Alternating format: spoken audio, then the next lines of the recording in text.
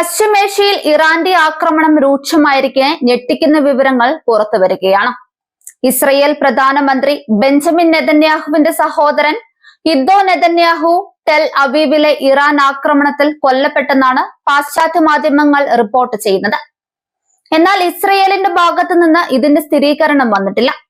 കൂടാതെ പുതിയ ആക്രമണത്തിൽ ഇസ്രയേൽ മന്ത്രിസഭയിലെ പ്രമുഖനായ ഇറ്റാമർ ബെൻ ഗ്വിറിന്റെ വീട്ടിൽ വ്യോമാക്രമണം നടന്നതായും അദ്ദേഹത്തിനും കുടുംബത്തിനും ഗുരുതരമായി പരിക്കേറ്റെന്നും അതല്ല വീട്ടിലുണ്ടായിരുന്ന എല്ലാവരും കൊല്ലപ്പെട്ടെന്നും വാർത്തകൾ വരുന്നുണ്ട്. പൂർണ്ണ സെൻസർഷിപ്പ് നിലനിൽക്കുന്നതിനാൽ വാർത്തകൾ പുറത്തുവിടുന്നതിന് പരിമിതികൾ ഉണ്ടെന്നുമാണ് പാശ്ചാത്യ മാധ്യമങ്ങളുടെ റിപ്പോർട്ട്.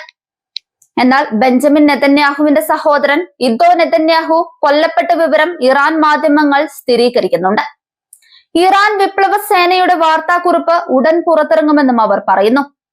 ബെഞ്ചമിൻ നെതന്യാഹുവിന്റെ സഹോദരൻ ഇദ്ദോ നെതന്യാഹു കൊല്ലപ്പെട്ടുവെന്ന തരത്തിൽ ചില ഇസ്രയേൽ മാധ്യമങ്ങളിലും വാർത്തകൾ പ്രചരിക്കുന്നുണ്ട്.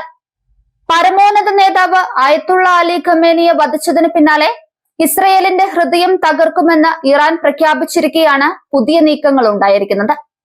എന്നാൽ സ്ഥിതി അന്നന്ന് വഷളായിക്കൊണ്ടിരിക്കുകയാണ് ഇപ്പോൾ. പശ്ചിമേഷ്യയിൽ സംഘർഷമുണ്ടാക്കി നേട്ടം കൊയ്യാൻ ശ്രമിക്കുന്ന അമേരിക്കൻ പ്രസിഡന്റ് ഡൊണാൾഡ് ട്രംപ് ഒരു ഘട്ടത്തിൽ ഇന്ത്യയെ പോലും ഇതിലേക്ക് വലിച്ചിഴയ്ക്കാനുള്ള നീക്കം നടത്തിയിരുന്നു. ഇന്ത്യയിൽ നിന്നും മടങ്ങിയ ഇറാൻ കപ്പലിനെ ആക്രമിച്ച് സൈനികരെ കൊന്നൊടുക്കി പ്രകോപനമുണ്ടാക്കാനാണ് ട്രംപ് ശ്രമിച്ചത്.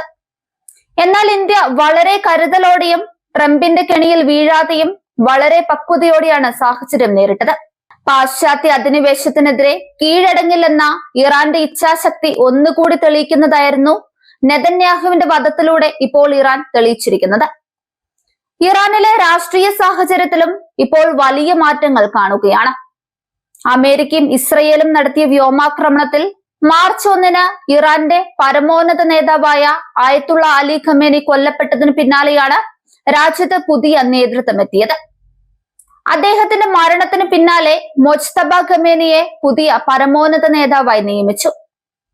പുതിയ നേതൃപരിവർത്തനത്തിന് പിന്നാലെ ഇറാന്റെ രാഷ്ട്രീയവും സൈനികവുമായ നിലപാട് കൂടുതൽ ഉറച്ചതായാണ് വിലയിരുത്തപ്പെടുന്നത്.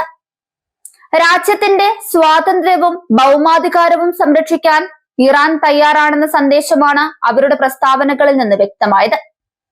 അതേസമയം ലബനനിലെ ഹിസ്ബുള്ളിയെ ലക്ഷ്യമിട്ട് ഇസ്രയേൽ ആക്രമണം ശക്തമാക്കിയതും മേഖലയിൽ സംഘർഷം വർദ്ധിപ്പിച്ചു. ഗൾഫ് രാജ്യങ്ങൾ അമേരിക്കയ്ക്ക് തങ്ങളുടെ പ്രദേശം ഉപയോഗിക്കാൻ അനുവദിച്ചുവെന്ന ആരോപണത്തെ തുടർന്നും ഇറാൻ ശക്തമായ മുന്നറിയിപ്പുകൾ നൽകിയിട്ടുണ്ട്.